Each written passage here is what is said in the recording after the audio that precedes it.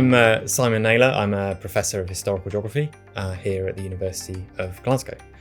I'm a member of the School of Geographical and Earth Sciences. I'm also the convener of the Human Geography Research Group here in the school. My own research is in the field of historical geography. I do work on a range of things, including the historical geographies of weather and climate. So I'm really interested in how people developed the science of meteorology and climatology in the 19th and 20th centuries.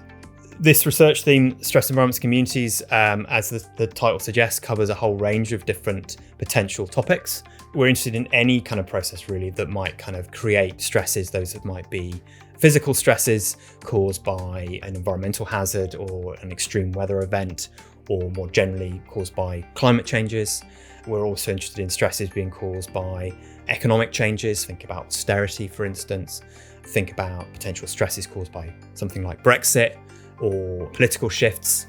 We might think about stresses caused by ill health, whether it be physical or mental ill health, for instance. We're really interested in how a whole range of different processes can cause, whether it be natural environments, whether it be human societies, to feel stressed, however we might kind of interpret that.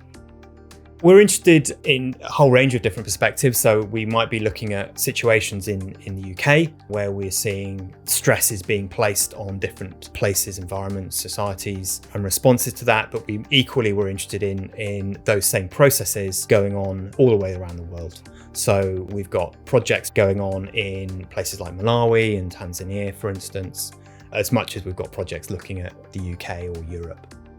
Big changes, whether they be political changes or economic changes or natural changes, can have huge consequences for the environment, for the societies that live through them. An obvious example of that would be climate change, which is already having huge impacts on natural and human communities around the world in really, really complex ways. But it might be large political events as well, political upheavals, Brexit being one of those that is having huge consequences in a whole range of different ways.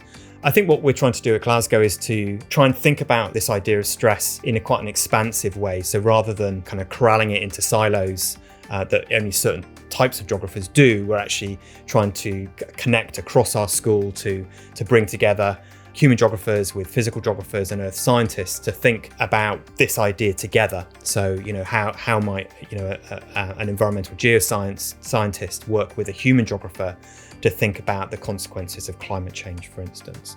How might a physical geographer who works on flooding or hazards work with a social geographer interested in mental health issues? How might they kind of collaboratively work together to kind of answer these really complex problems? I think that's one of the things that we're doing that's quite unique here at Glasgow, rather than just one small group of a particular type of geographer or a particular type of scientist doing this work. We're trying to think across those groups and bring those people together to try and answer these questions.